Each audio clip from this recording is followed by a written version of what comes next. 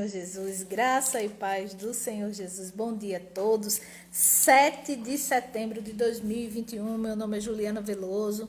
Congrego no Betel Brasileiro em Solânia, sob a direção do pastor Thales Vieira. É uma alegria e uma satisfação ter você aqui conosco nessa madrugada tão importante em que manifestações foram convocadas por todo o Brasil em defesa da pátria, em defesa da liberdade, inclusive de culto, porque dentro da liberdade de expressão está a possibilidade de liberdade de cultuar ao nosso Deus, ao nosso Senhor Jesus Cristo em paz, sem perseguição. O Brasil é um dos países onde nós podemos consultar a Bíblia a hora em que nós quisermos, a versão que nós quisermos, dar glória a Deus onde nós estivermos, sem nenhum tipo de restrição, sem nenhum tipo de perseguição. Então, é bom que a gente ore, nós vamos orar essa madrugada a esse respeito, para que estas garantias, elas sejam plenamente ratificadas a partir da expressão popular dentro do contexto das manifestações de 7 de setembro. Além disso, nós vamos dar continuidade ao nosso estudo a respeito de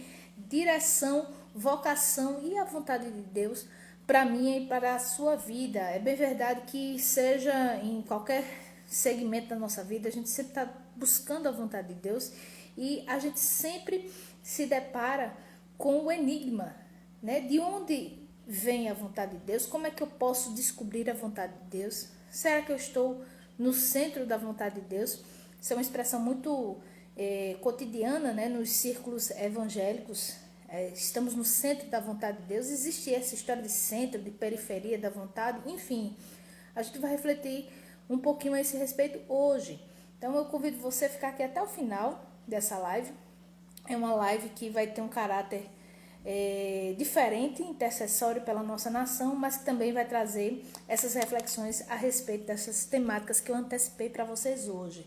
Como é de costume, nós vamos orar, nós vamos invocar a presença do nosso Deus aqui para a nossa live. Eu sempre digo para você, porque eu sempre creio nessa palavra: pedi e dar-se-vos-á, buscai e acharei, batei e abri-se-vos-á, porque aquele que pede, recebe, aquele que procura, encontra, e aquele que bate, lhe será aberto. Então, curva a cabeça, feche seus olhos, vamos à presença do nosso Pai em oração, amém? Pai, em nome de Jesus, nós estamos aqui, meu Deus, na madrugada deste dia, na brecha, Senhor, e nós vamos, ó Pai, invocar a Tua presença, pedir a Tua direção, pedir o Teu auxílio, a Tua ajuda, o Teu socorro, meu Deus, a Tua luz para a nossa caminhada aqui nessa live. Pai, em nome de Jesus, são muitos os assuntos que deveremos tratar. Eu peço a Tua ajuda, a Tua assistência, peço perdão pelos nossos pecados. Pai, peço que o Senhor se faça presente, que o Senhor esteja aqui conosco, que o Senhor se agrade deste trabalho, que o Senhor use a minha vida para falar com os meus irmãos, use a minha vida para falar comigo mesmo, ó Pai, para que as pessoas que se achegarem a esse momento possam te reverenciar, te glorificar, receber instruções lúcidas, objetivas e claras para as suas vidas e suas mais diversas dimensões. Oh meu Deus, glorifica o Teu nome nesse lugar, glorifica o Teu nome aqui dentro do El Betel, glorifica o Teu nome, Jesus. Faz com que as coisas que nós estamos trazendo à reflexão, trazendo à baila, meu Deus, realmente sejam importantes, sejam as necessárias, sejam as indispensáveis para serem discutidas, oradas e refletidas no momento. É assim que eu oro, já te agradeço, em nome de Jesus, consagrando essa live a Ti, em nome de Jesus, amém? Glória a Deus por isso, glória a Deus por isso. Para você que chegou agora, se você ainda não me conhece, meu nome é Juliana Veloso e eu sou betelina, congrego aqui no Betel Solânia, sob a direção do pastor Thales Vieira. Então, antes da gente passar para as intercessões aqui no final dessa live, vamos refletir um pouquinho a respeito da vocação que Deus tem para as nossas vidas. Exatamente, a gente se pega muitas vezes em dúvida nessa trajetória, nessa caminhada, sobre o que a gente deve fazer para Deus, sobre o que a gente deve fazer para Jesus. Jesus me chamou para fazer o quê? Eu sou vocacionada para que área? Eu sou vocacionado para que área, né? Será que realmente o vocacionado é só aquele que abraça a carreira eclesiástica em sua totalidade? Será que só quem serve a Deus com total diligência, entrega de coração, é aquele que está dentro da igreja? Ou será que eu posso exercer um sacerdócio além das quatro paredes da igreja? Isso é muito comum e essa angústia, ela pesa muito sobre os ombros dos jovens, né? Quando, especialmente, eles têm que se decidir por uma carreira, né? Alguns deles são muito engajados na igreja e ficam naquele dilema, naquela dicotomia, se vão seguir uma carreira no mundo secular ou se eles seguem para o ministério. E hoje a gente vai refletir um pouco a respeito da vocação, tá? Nós estamos utilizando como base um artigo do teólogo e pastor John Stott, é muito conhecidíssimo no nosso meio, que tem o título Direção, Vocação e Ministério, a vontade de Deus para a nossa vida e como descobri-la.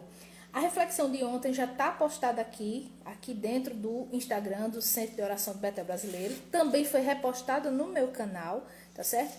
E se você lembrou de alguém na ministração de ontem, em nome de Jesus, mande correndo, rapidinho, essa live para a pessoa, porque ela vai ser abençoada. Se você lembrou dela, é porque o Espírito Santo quer que ela saiba daquilo que foi tratado ontem aqui. Então, a gente iniciou essa caminhada ontem a partir dos 5 passos para se descobrir a direção específica de Deus para as nossas vidas. E hoje a gente vai tratar da vocação. Vamos aqui ao texto. Vocação é uma das muitas palavras bíblicas cujo sentido tem mudado e tem se desvalorizado com o decorrer do tempo. No uso corrente e popular, John Stott diz que a vocação tem a ver com o nosso trabalho ou a nossa carreira, ok? Então, quando alguém pergunta assim, qual é a sua vocação, é uma forma, segundo ele, um tanto eloquente de perguntar qual é a sua profissão ou qual é a minha profissão, ok? Então, normalmente, o sentido que a gente toma a palavra vocação é essa. Eu faço o que da minha vida? Né? Qual é o talento? Eu trabalho com o quê? Você trabalha com o quê? Ok? Enfim, seguindo. Treinamento vocacional, portanto, nas palavras de John Stott, significaria um treinamento para um ramo específico do trabalho, né? Da carreira profissional. Na Bíblia, ele conta, contudo, entretanto, que vocação tem uma conotação muito mais ampla do que simplesmente o trabalho que a gente desenvolve no cotidiano das nossas vidas. Ele vai dizer assim, ó, na Bíblia, contudo, vocação tem uma conotação mais ampla e mais nobre. A ênfase não é no aspecto humano, vocação, na Bíblia, no que nós fazemos, mas sim no aspecto divino do que nós somos chamados a fazer. Aquilo que Deus nos chamou para fazer. Amém? Então, vocação é uma palavra que tem origem no latim, significa chamamento, convocação. Você foi convocado para fazer alguma coisa, eu fui convocada para fazer alguma coisa. Que chamamento foi esse? Que surgiu no meu e no seu espírito, na minha e na sua alma, no meu e no seu coração. No Novo Testamento, o verbo grego equivalente a chamar, convocar, ocorre, amados, cerca de 150 vezes. Ou seja, a questão da vocação é sim uma seara de extrema importância para as nossas vidas, para a nossa trajetória aqui na Terra. Não é coisa de só menos. Amém? E na maioria dos casos, quando esta palavra chamar no Novo Testamento é mencionada, é trazida ali no texto, se refere a Deus chamando seres humanos, ok? No Antigo Testamento, com este sentido de convocação, Deus chama Moisés, Samuel e os profetas, por exemplo.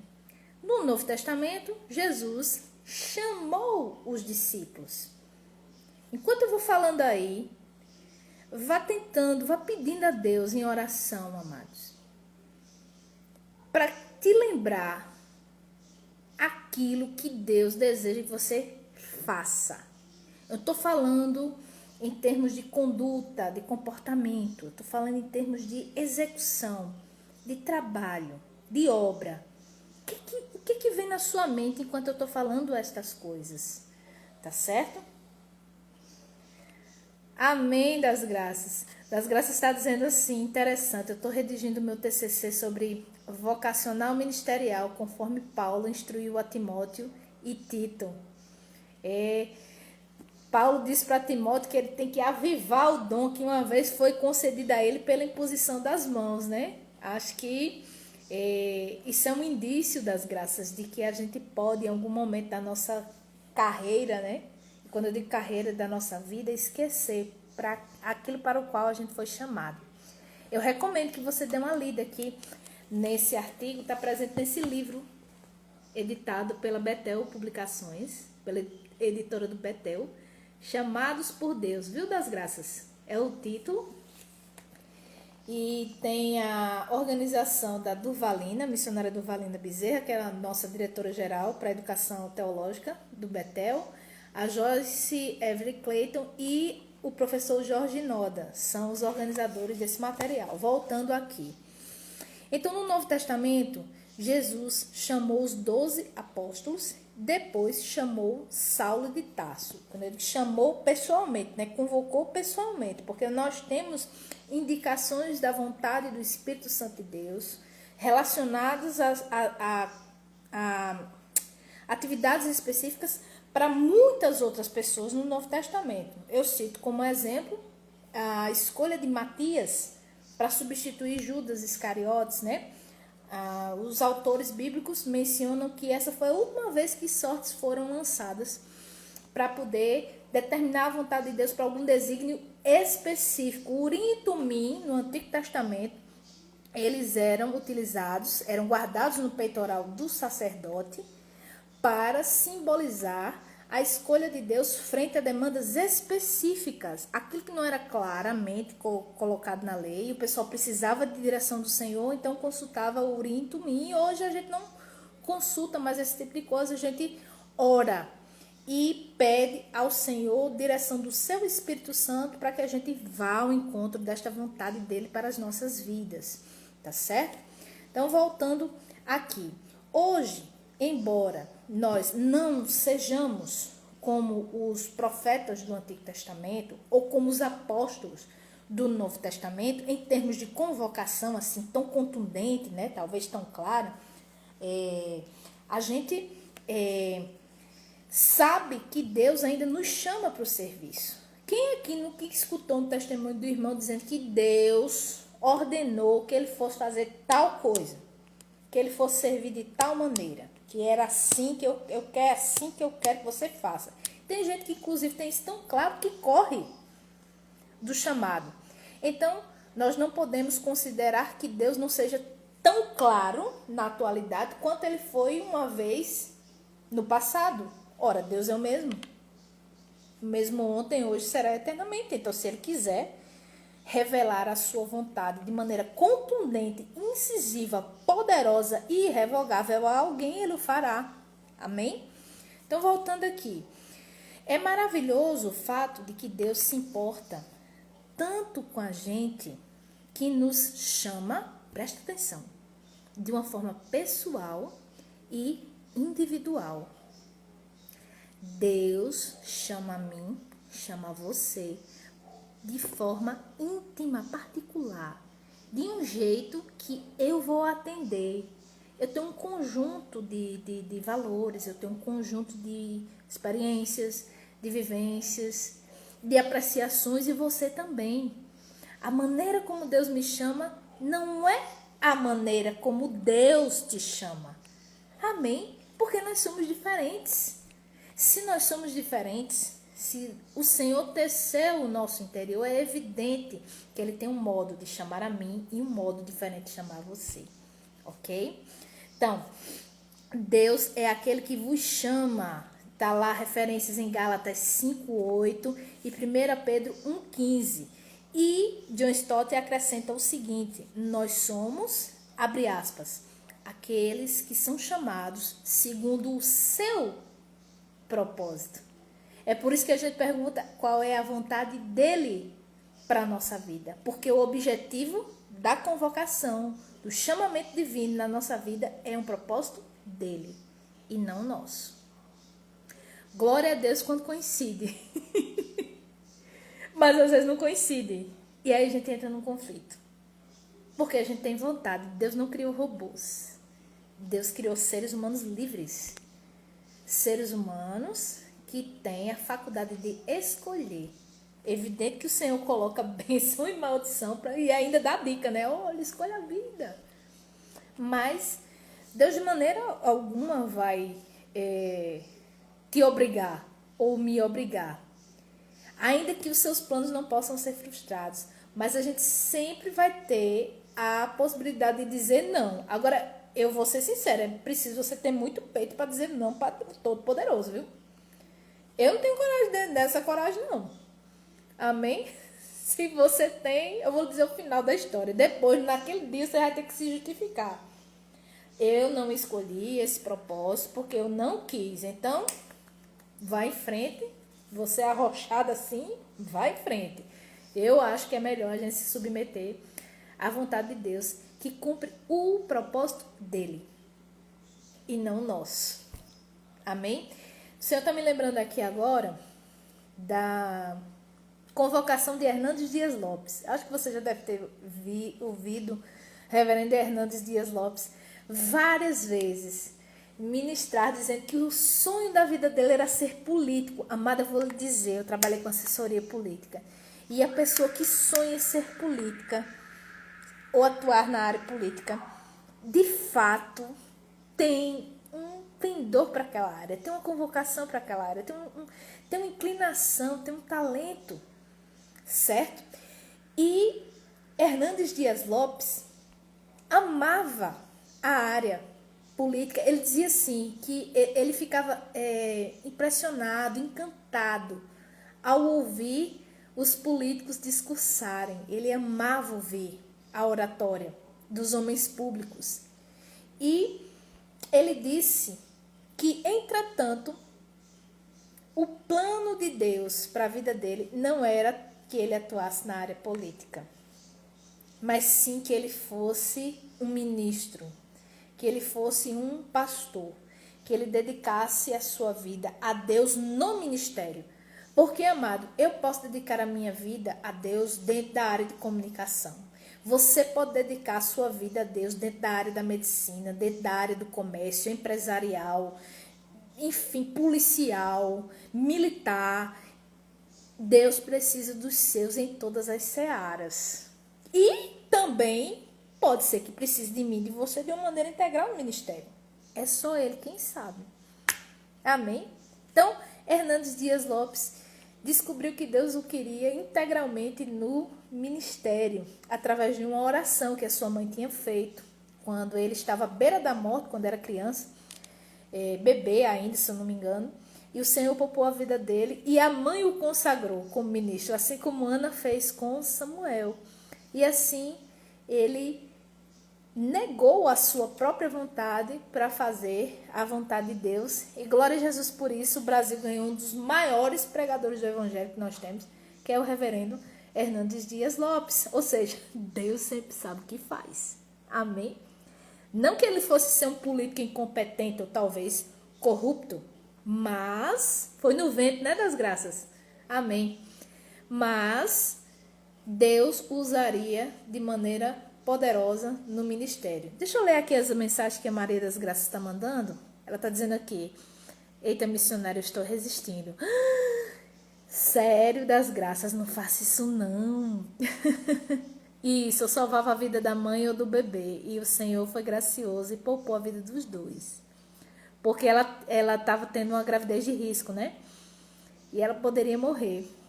É isso mesmo. Isso mesmo. Obrigada aqui por complementar a ilustração. Então, nós somos aqueles que somos chamados segundo o seu propósito, o propósito de Deus. Então, a questão que se nos depara é esta.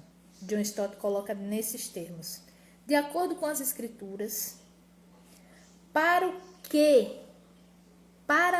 que Deus nos chama? Qual é a nossa vocação divina? Ontem nós refletimos a respeito de um chamado geral e de um chamado específico. Hoje nós estamos detalhando esta questão do chamado específico.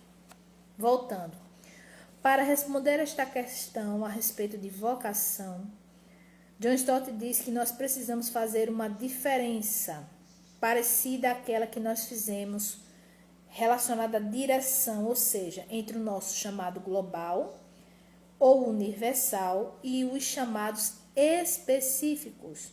O nosso chamado global é o chamado de todo o povo de Deus, que é o mesmo, não tem diferença, certo?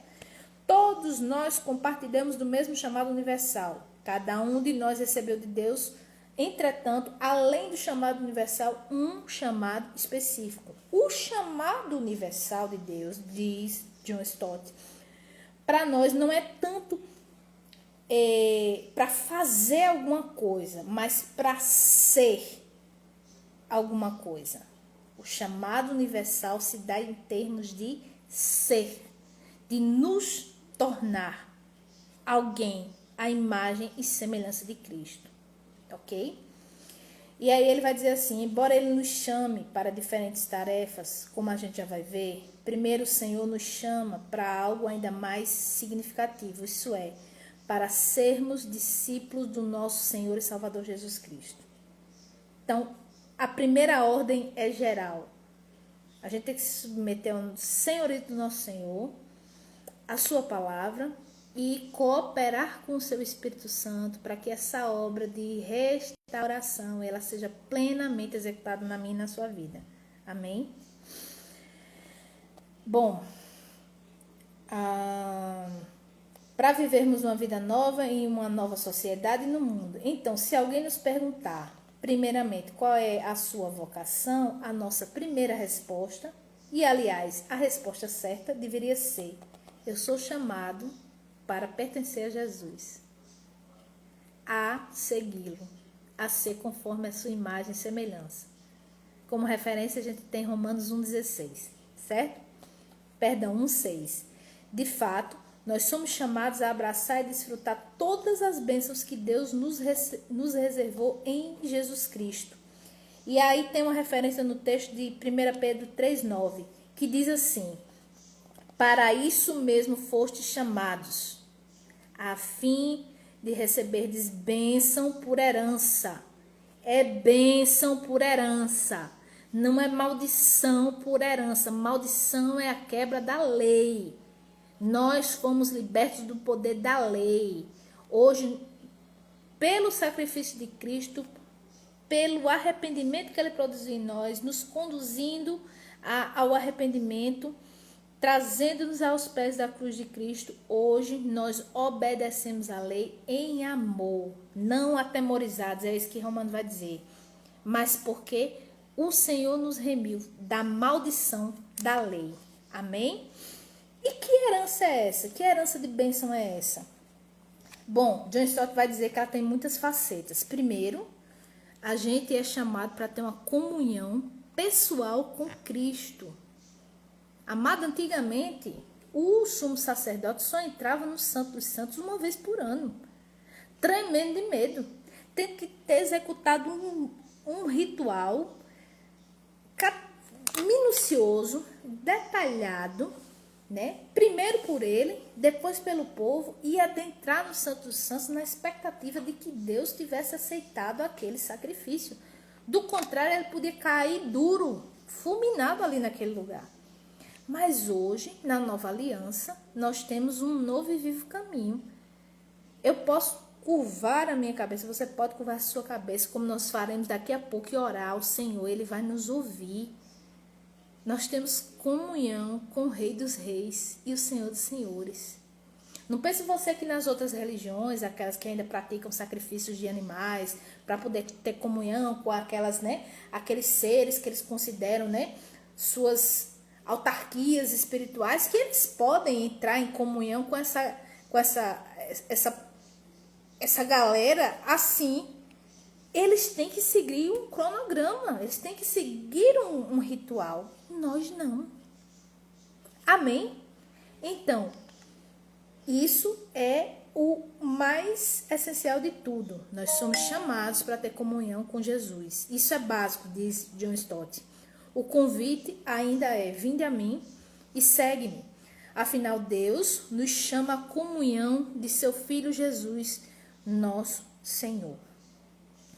Assim como Cristo chamou os 12 apóstolos para estarem com Ele, assim também Ele nos chamou para conhecermos e gozarmos de comunhão com Ele. Lembre de Marta. Marta, ninguém repreende Marta porque Marta é uma executiva de mão cheia, não.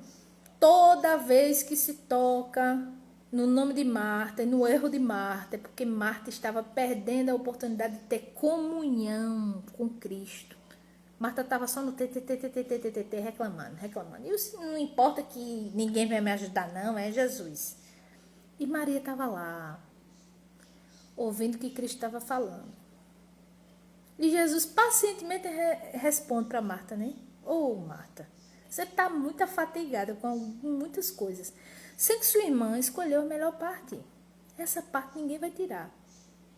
A comunhão com Cristo. Amém? Então, assim também Cristo nos chamou para o conhecermos e gozarmos de comunhão com Ele. O que é a vida eterna? Se não conhecer a Deus e o seu Cristo, conforme João 17,3. E nada pode tomar o lugar dessa relação fundamental com o nosso Salvador. Segundo, nós somos chamados para a liberdade. Irmãos, foste chamados à liberdade, escreveu Paulo aos Gálatas. Qual era o dilema dos Gálatas? O pessoal tinha começado pelo Espírito, tinha sido salvo, convertido, e agora eles estavam cogitando a possibilidade de voltar às práticas judaicas, para, complementar a obra. Vocês entendem? E aquilo ali ia ser um escândalo, porque eles iriam estar rejeitando o sacrifício de Cristo e iria colocar eles dentro de uma perspectiva de que eles poderiam acrescentar algo ao sacrifício de Jesus. Era uma loucura total o que estava acontecendo ali naquela comunidade. Mas aí Paulo diz: vocês são chamados à liberdade, certo? O tipo de liberdade a que Paulo alude é a liberdade da condenação da lei através do perdão do Senhor, do nosso Pai, e do fato de termos sido aceitos através de Cristo. É a libertação da culpa, de uma consciência culpada, a libertação que nos promove a ter acesso a Deus como filhos e filhas adotivas, mas não é liberdade para viver feito um endemoniado, não. Porque tem gente que recebe a graça e diz: não, né? Isso a gente vê muito nessas igrejas mais modernetes, né? Não, eu fui salvo por Jesus, Jesus me ama, e aí eu vivo de todo jeito. E você é muito legalista, você que vem dizendo que Jesus não tolera isso e aquilo ali. Não, você não entendeu nada do evangelho. Não, querido, quem não entendeu foi você. Porque a graça do Senhor não é ocasião para pecar. Amém? Nós fomos resgatados da maldição da lei. A lei não foi abolida. O que foi abolido foi a lei cerimonial. Essa para matar touro, bode e dar rolinha, essas coisas, entendeu? Agora, a lei moral de Deus é um reflexo da pessoa do nosso Pai. O caráter, os atributos do nosso Deus são expressos, transmitidos na sua lei. Então é evidente que aquele que foi nascido de novo, verdadeiramente, vai entender que vai obedecer à lei, sem transtorno. Não tem dificuldade com isso. Amém? Voltando aqui. Entretanto, né, como eu já disse a vocês, a liberdade a qual Paulo alude não é liberdade para pecar ou para fugir das responsabilidades sociais, nem é para dar ocasião à carne. Ok? Terceiro, nós somos chamados para a paz. O texto diz assim: seja a paz de Cristo o árbitro em vossos corações, a qual também foste chamados em um só corpo. A qual o quê? A paz. A gente é chamado para viver em paz. A gente não é chamado para ver brigando, para ver atordoado, aperreado, angustiado. Meu Jesus, não. chamados à paz. A referência a um só corpo nos ajuda a compreender o que Paulo queria dizer. Aqui ele não está se referindo à paz só de espírito, coração ou consciência, mas à paz resultante da reconciliação uns com os outros na comunidade do reino de Cristo. Amém? A paz com Deus. Quem tem paz com Deus dorme tranquilo. Quem tem paz com Deus dorme o sono dos justos. Quem tem paz com Deus não vive transtornado, amado. A gente tem que voltar nossa atenção para o que de fato importa. É paz com quem? É paz com Deus. Porque é Deus que pode resolver todas as coisas na nossa vida. Tá certo? Em quarto lugar, somos chamados para a santidade. Para sermos separados. A igreja de Cristo, ela deve ser conhecida porque ela é diferente, não porque ela é igual ao resto do mundo. Se é igual ao resto do mundo, o que é que eu vou comunicar de diferente do meu Deus para o mundo? Esse é o dilema de uma interpretação contemporânea do Evangelho. As coisas se confundem de tal maneira com o status secular que as pessoas não veem diferença. E aí eu não estou falando em termos de aparência, né, usos e costumes, não. Mas eu estou falando de comportamento mesmo. Qual foi a última vez que as pessoas silenciaram porque eu ou você estávamos no recinto e não falaram palavrão? E não disseram alguma coisa jocosa? E não falaram mal de alguém? Se sentiram inibidos? Você sente no seu espírito? Eu várias vezes, eu percebo as pessoas, muitas vezes, não para minha glória, para a glória do Senhor Jesus. Elas têm receio de dizer assim, Ave Maria perto de mim, meu Deus, Nossa Senhora, essas expressões, entendeu? Denotar adoração a outros deuses. Mas não é porque eu vivo dizendo que se converta a Jesus, não. É porque eu só falo de quem realmente merece ser mencionado, né? Então, quantas vezes as pessoas recuaram naquilo que deveriam dizer porque você estava ali naquele recinto? Quantas vezes as pessoas te excluíram, me excluíram, dizendo assim, não, fulano é muito Caxias, é muito metida santa, é muito carola, não dá certo não, glorifica Jesus, não se sinta excluído não. Não se ache assim, desprezado não, ainda que você esteja sendo. Porque isso é um testemunho público de que você de fato está sendo separado pelo Senhor. A palavra do Senhor diz assim, aquele que for sujo, suje-se mais ainda. Aquele que for limpo, limpe-se ainda mais. Não tenha vergonha. Ah, tá, eu sou metida santa ou glória. Vá, profetize mais. Profetize sobre minha vida. Amém? Então, em quarto lugar, John Stott diz, somos chamados para a santidade, 1 Coríntios 12. Ou, conforme Romanos 1,7 diz, chamados para ser santos, separados. Israel tinha sido convocado como nação para proclamar as grandezas de Deus, ensinar para as outras nações como é que uma nação poderia viver debaixo do comando do Todo-Poderoso. Falhou, nós sabemos disso, mas mesmo na sua falha ainda consegue comunicar. Quando Israel for restaurado, Paulo diz, que glória que será isso, quando eles vierem de fato a reconhecer Jesus como seu Messias. Vai ser uma coisa estupenda, amados. Então, assim, nós somos separados para comunicar que existe uma maneira diferente de viver, de pensar, de agir, de sentir e de esperar.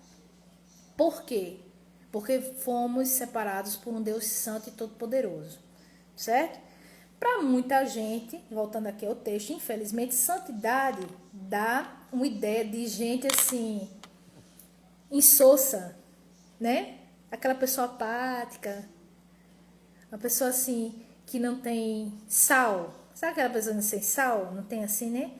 A pessoa feia, mal amanhada, sempre sofrida, né? Oh meu Deus, ó vida, ó céus, ó azar, né? Aquela coisa assim, aquela ideia, aquele conceito de santo medieval católico, né? Eu estou ali no mosteiro, estou ali me autoflagelando e eu sou por isso muito virtuoso e santo. Santidade não é isso. Santidade é você estar separado do mundo, ainda que eu e você não tenhamos sido retirados do mundo. Eu não sei se foi David Wilkerson ou Leonard Ravenhill que disse isso. Por favor, me ajudem aqui, a audiência. Diz que o maior milagre de Deus é pegar uma pessoa que é pecadora,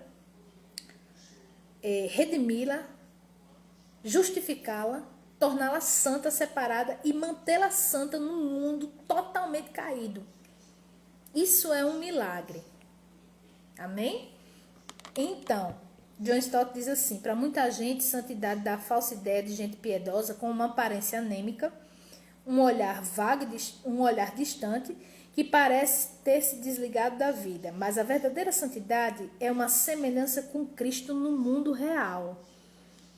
Cristo é o nosso modelo de santidade. Em momento nenhum, Jesus se eximiu do convívio social. Muito pelo contrário, ele estava onde aconteciam as questões, né, do seu povo naquela época, ok? E em quinto lugar, nós somos chamados a testemunhar. Diz assim o texto: vós, porém, sois povo de propriedade exclusiva de Deus. Por que nós somos povo de Deus? Por quê? Para que a gente venha proclamar as virtudes daquele que nos chamou das trevas para a sua maravilhosa luz.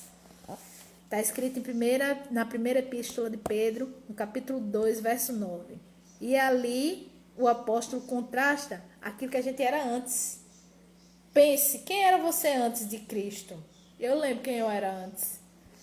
Quem era você antes de Jesus? Nós vivíamos nas trevas, mas agora estamos na luz. Então, a gente tem que proclamar as virtudes daquele que nos tirou do poço, do charco de lodo e nos trouxe a esta consciência que hoje nós possuímos. Porque eu garanto a você, você não acordou e disse: ai, eu quero ser cristão hoje. Ainda que você tenha nascido na igreja, teve um momento específico que Cristo resplandeceu no seu coração, resplandeceu no meu coração. E é por isso que hoje a gente tem uma mente completamente transformada. Não foi pela minha força, nem pela sua. Glória a Deus.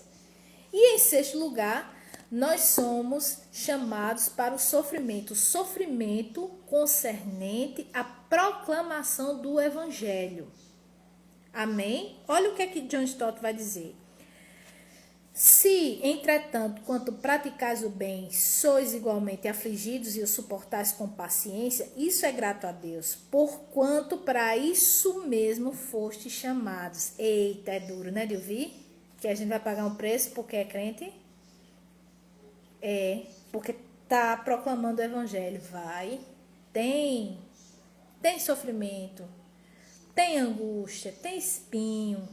Porque se não for assim, se a gente não participa do sofrimento, também não participa da glória. É isso que a Bíblia diz. Amém? E mais, se o mundo vos odeia, disse Jesus, sabei que primeiro do que a vós me odiou a mim. Se me perseguiram a mim, também perseguirão a vós. E em virtude desses sofrimentos, por último, nós somos chamados para a glória. O chamado cristão é uma vocação, primeiro, para o céu. Hebreus 3:1 e Filipenses 3:14 diz assim: o Deus de toda graça, que em Cristo vos chamou à sua eterna glória, depois de ter sofrido por um pouco, ele mesmo vos há de aperfeiçoar, firmar, fortificar e fundamentar. John Stott diz assim: sofrimento e glória estão interligados um ao outro no Novo Testamento. Portanto, o chamado de Deus não é apenas para essa vida, é também para passarmos a eternidade com Ele no novo universo. Tudo isso que foi dito aqui faz parte da vocação geral de todos os crentes. Amanhã a gente vai continuar esse assunto sobre a vocação específica, ok? Vamos passar agora para as intercessões. Estamos chegando aqui ao final da nossa live.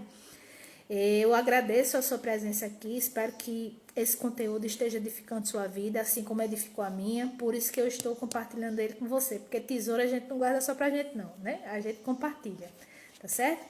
Vamos passar aqui aos pedidos de vocês, deixa eu dar uma lidazinha no que vocês estão colocando aqui no chat. Seja bem-vinda Patrícia Santos, bem-vindo Jorge Lourenço, a pastor Manuel está aqui conosco também, Deus te abençoe. A Angel Mendes está aqui com a gente, Everton Barreto, Elana Araújo, Ailton Viana, deixa eu ver quem mais está aqui com a gente, a Dulce Kaunisques, um beijo Dulce, Adriana Porto e a Natalina Freitas. Das Graças está dizendo aqui, ore também por Socorro, que está com anemia, e por minha saúde, por problemas de artrite reumatoide e infecção urinária. E oremos pela restauração da saúde de Rebeca e de Dona Antônia, né? Que é a Dona Antônia. Ok. E ore também por Socorro. Então, Rebeca, Antônia e Socorro, não é isso? Pessoal, se vocês tiverem mais algum pedido, a Natalina está dizendo aqui, peço oração pelo meu sobrinho Eduardo, de 17 anos, que está com problemas mentais. São problemas mentais ou emocionais? Ele está com depressão? É Natalina. Coloca aqui para mim, seja bem-vinda, Severina. E o Everton pede oração por Rebeca, pela recuperação dela, para que desmame do ventilador mecânico e receba alta para a enfermaria logo. Amém. Curva a cabeça e fecha os olhos. Vamos interceder uns pelos outros, em nome de Jesus. Senhor, em nome de Jesus, graças te damos, meu Deus, pela companhia, pelo interesse, pela intercessão dos meus amigos aqui presentes, dos meus irmãos. Eu te apresento, meu Deus, todas essas pessoas, Senhor, que nesse momento estão passando por alguma aflição de saúde, que estão carentes, necessitados, Senhor, do teu toque curador. Pai, eu peço em especial que o Senhor olhe, meu Deus, pela Dona Antônia, olha, Senhor, por Socorro, que está enfrentando esse problema de anemia, Senhor, pela saúde da nossa irmã das Graças, que tem enfrentado essas dores, meu Deus, com artrite, reumatoide, esse processo, Senhor, inflamatório no seu corpo, que tem desencadeado, inclusive, infecção urinária, Pai. Pai, eu te peço, em nome de Jesus, que o Senhor vá na raiz desse problema, Senhor, de todas as minhas irmãs que estão passando por essa aflição. Pai, se existe algum gatilho emocional em algumas dessas enfermidades, Senhor, traz a consciência das minhas irmãs, para que elas possam entender por que o corpo delas reage dessa maneira, Pai. Para que assim elas mudem a mente delas, conforme Romanos 12, 2 diz, Pai. E elas possam experimentar a perfeita, boa, agradável vontade Tua nas vidas delas, Senhor. Pai, todos aqueles que foram a Cristo foram agraciados por sua fé na cura. Eles experimentaram alívio físico, ó Deus. Então eu peço, em nome de Jesus, que o Senhor atente para as necessidades aqui nessa manhã colocadas diante do Teu trono, ó Pai. E o Senhor cure, o Senhor traga alívio. Que se for de sua vontade, meu Deus, o Senhor encerre o capítulo, hoje, agora, dessas enfermidades na vida das minhas irmãs. Pai, quando o Everton falou do desmame do ventilador, o que me veio à mente foi que Rebeca está insegura, ela tem medo, Senhor. Ela tem medo de não conseguir respirar sem o auxílio mecânico. Pai, arranca todo o temor, todo o receio, toda a insegurança dela de respirar com os próprios pulmões. Sopra, meu Deus, fôlego nas narinas dela, Senhor, para que ela venha a ser liberta completamente desse amparo exterior para a sua respiração. As minhas irmãs que estão passando por esses problemas de dor, meu Deus, nas articulações, de meu Deus, incômodo, Senhor, falta de alívio, de não conseguir colocar o pé no chão, dobrar as suas mãos as juntas. Meu Deus, traz alívio.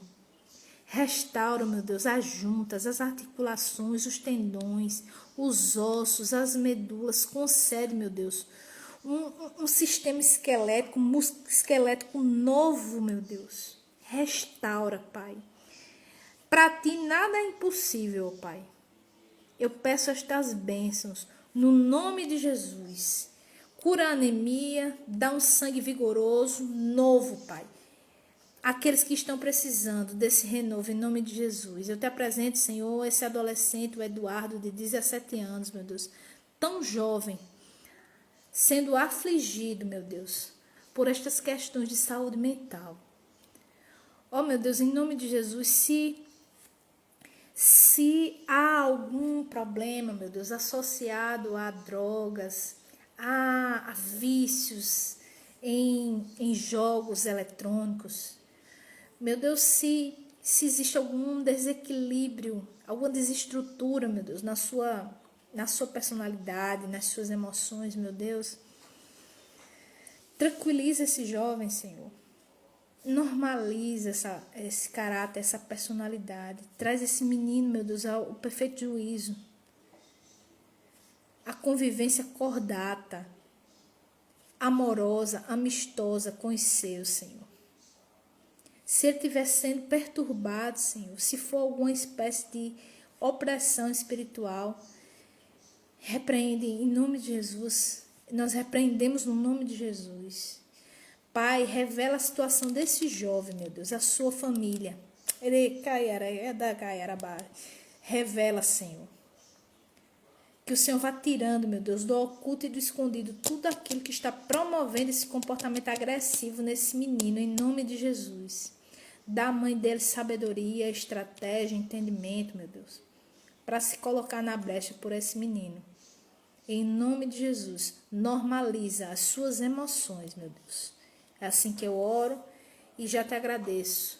Em nome de Jesus. Te apresento também, meu Deus, Antônio, filho da Severina, e a esposa dele, a Solange, para que o Senhor olhe por este casal e entre com providência naquilo, meu Deus, pelo qual a nossa irmã Severina está clamando, ó Deus.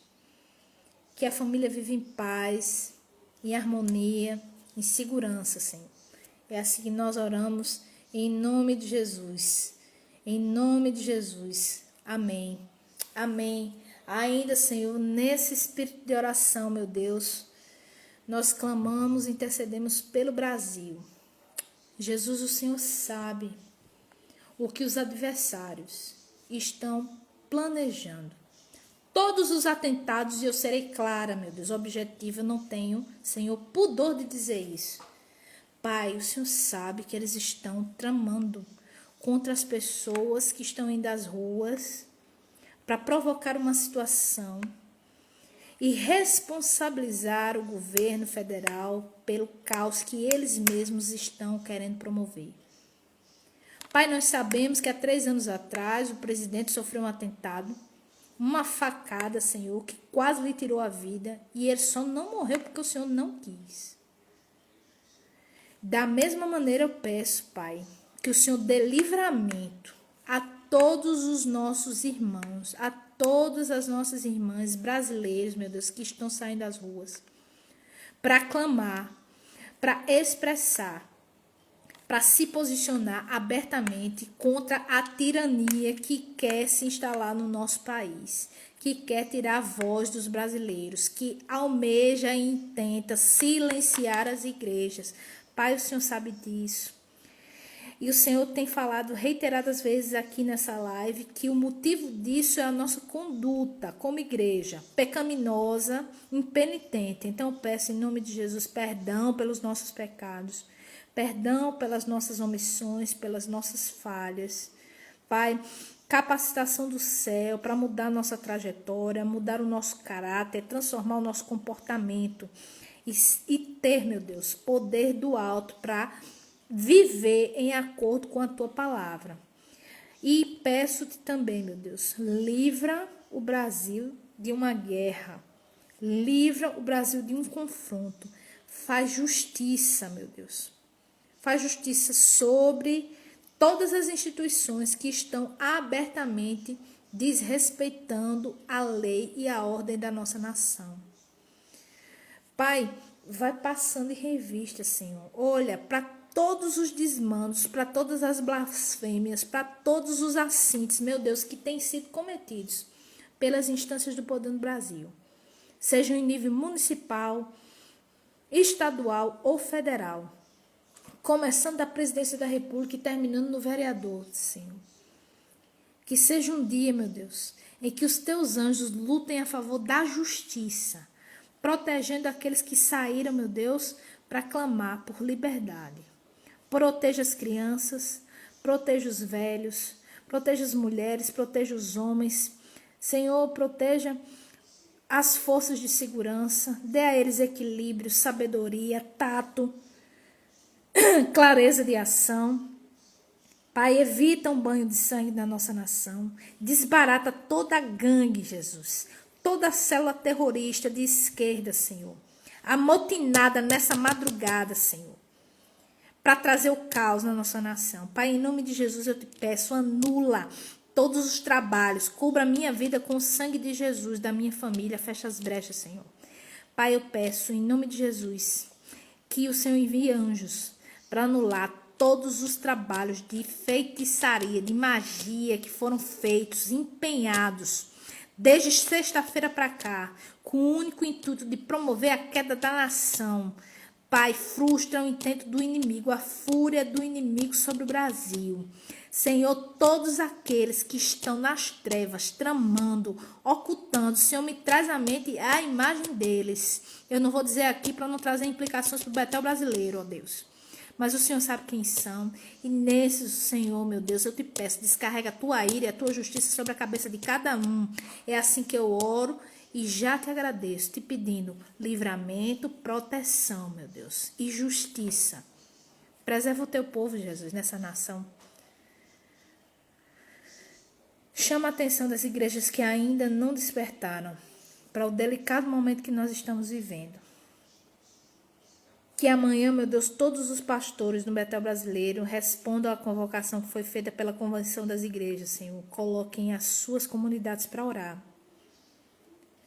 Nós louvamos a Deus por essa iniciativa do Betel, Senhor. Onde houver um cristão, meu Deus, interessado e sensível à voz do Teu Espírito Santo, por favor, meu Deus, toca para que eles possam se posicionar em oração, em favor do nosso país. Não se trata da defesa desse ou daquele governo, mas de uma defesa pela liberdade da nossa nação, pela liberdade da tua igreja. Por favor, nos ajude, por favor, entra nessa guerra, por favor, nos dá vitória. É assim que eu oro e já te agradeço em nome de Jesus. Amém? Amém. Glória a Deus. 2h01 pontualmente. Muito obrigado, Senhor, pela presença dos meus irmãos aqui. Eu abençoo todos que estão aqui comigo até agora nesse momento. Tenham um feriado abençoado. Se você for para as manifestações, Deus te cubra de graça com o sangue de Jesus. Ore, interceda, clame pela nossa nação, porque o Brasil é um dos últimos países onde a liberdade de adoração ainda consegue ser plena. Nem no Canadá o pessoal está tendo mais a liberdade de adorar o Senhor Jesus. Então, vamos orar para que o Senhor tenha misericórdia de nós e mantenha o Brasil como o celeiro dos missionários. Eu ouvi tantas palavras já a respeito disso. Espero que sejam verdadeiras. Clamo para que sejam verdadeiras e por isso eu oro, tá bom? Então, ore também. Fique ligado com o Senhor ao longo dessa terça-feira e tenha um feriado abençoado na presença de Jesus. E se Deus quiser, amanhã aqui nesse mesmo horário, a gente vai estar dando continuidade ao estudo sobre chamado, direção e vocação. Qual é a vontade de Deus para mim e para a sua vida? Deus abençoe você, fica na paz do Senhor e fica aqui juntinho com o Centro de Oração do Betel Brasileiro, porque na sequência vai ter uma outra equipe para abençoar a sua vida e conduzir você em oração, tá bom? Tchau, tchau. Até amanhã.